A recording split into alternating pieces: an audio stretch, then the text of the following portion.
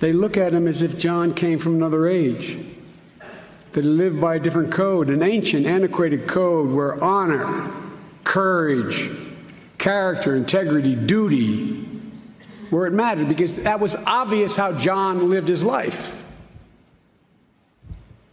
But the truth is, John's code was ageless, is ageless. Welcome back to Hardball. That, of course, former Vice President Joe Biden. He was speaking this morning about the life, legacy, and character of Senator John McCain during a memorial service in McCain's home state of Arizona.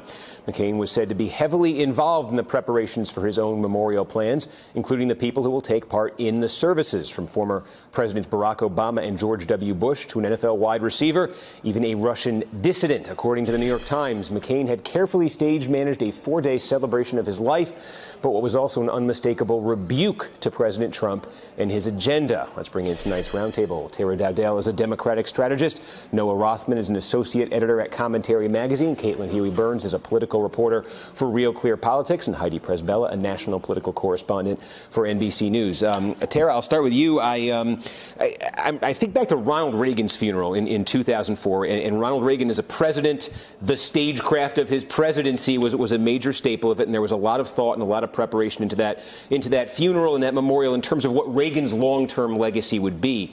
What strikes me about all of the planning we're hearing about here with McCain is, yes, it's about the legacy in some way, but it's so much about the current moment as well.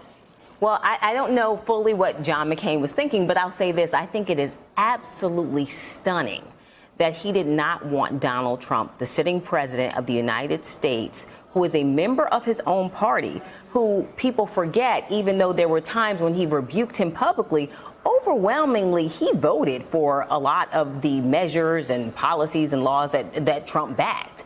So the fact that he opted to not have him participate in any way, shape, or form, and to have the predecessor, his predecessor, who we know Trump sees as the enemy in many ways, and sees as a person he's trying to remake his own, remake Obama's legacy or take away Obama's legacy. The fact that he chose him and chose not to have Trump is, I think, stunning, and I think it really speaks to the moment we're in. It is, like, to put yourself back in 2009 and 2010 when McCain had been defeated by Obama. I remember there was that health care summit at the White House. I think it was early 2010. McCain came in, and the tension between them was palpable in the room that day. And I think that was the day that Obama looked over at McCain with the cameras rolling and said, "John, I won the election."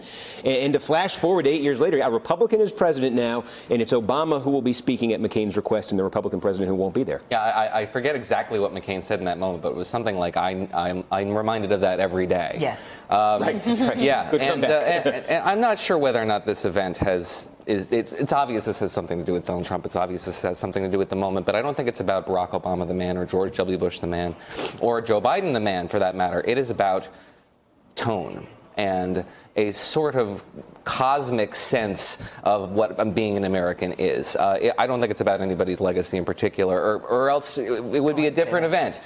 It's very much trying to set the stage for what John McCain wanted this country to be, which is a country that's very fractious every 4 years and then forgets it and moves on and moves past it and is in America, a united American nation. And that was the tone, I think, that was set today. Hopefully it's maintained over the course of the next couple of days. It's incumbent on the president, I think, the sitting president, to look past this. And so far he has. I'm thankful for that.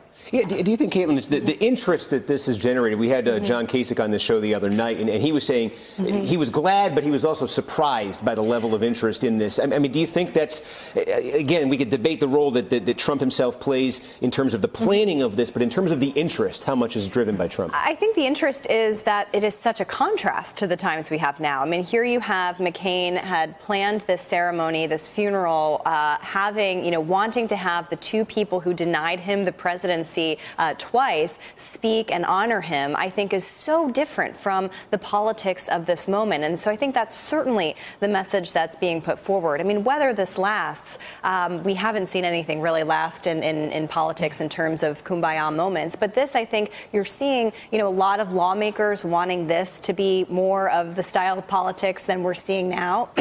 But it is pretty remarkable, just that contrast that McCain is setting up here. And Heidi, you're down there in Washington. That plane carrying John McCain's casket is on its way to Washington. There will be a memorial service on Saturday. I think tomorrow his body will lie in state. There'll be a service there, too, as I understand it. What's the reaction? The old sort of bipartisan Washington establishment, some of those folks are still there. I guess it's very different times right now. But how are they going to receive these events over the next 2 days?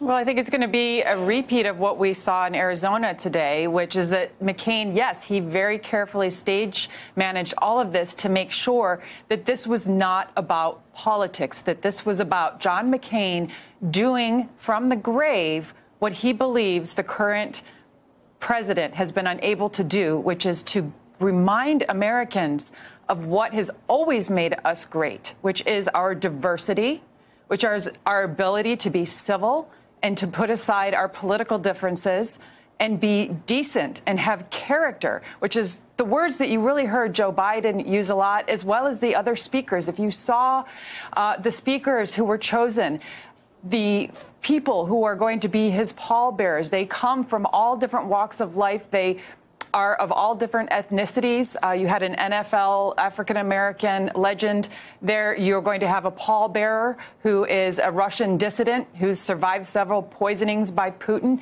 He really put a lot of thought into the message there of uniting Americans, but also a strong message as well and a counterpoint to President Trump by having folks like that Russian dissident pallbearer. And among those who paid tribute this morning at that memorial service out there in Phoenix was the wide receiver for the Arizona Cardinals, Larry Fitzgerald. He didn't judge individuals based on the color of their skin, their gender, their backgrounds, their political affiliations, or their bank accounts. He evaluated them on the merits of their character and the contents of their hearts. While some might find our friendship out of the ordinary, it was a perfect example of what made him an iconic figure of American politics and service to fellow man. He celebrated differences. He embraced humanity, championed what was true and just, and saw people for who they were. Again, that was Larry Fitzgerald at that memorial service today in Phoenix. The McCain plane is on its way to Washington, D.C. right now, expecting it to land any minute. Hey there, I'm Chris Hayes from MSNBC. Thanks for watching MSNBC on YouTube. If you want to keep up to date with the videos we're putting out, you can click subscribe just below me or click over on this list to see lots of other great videos.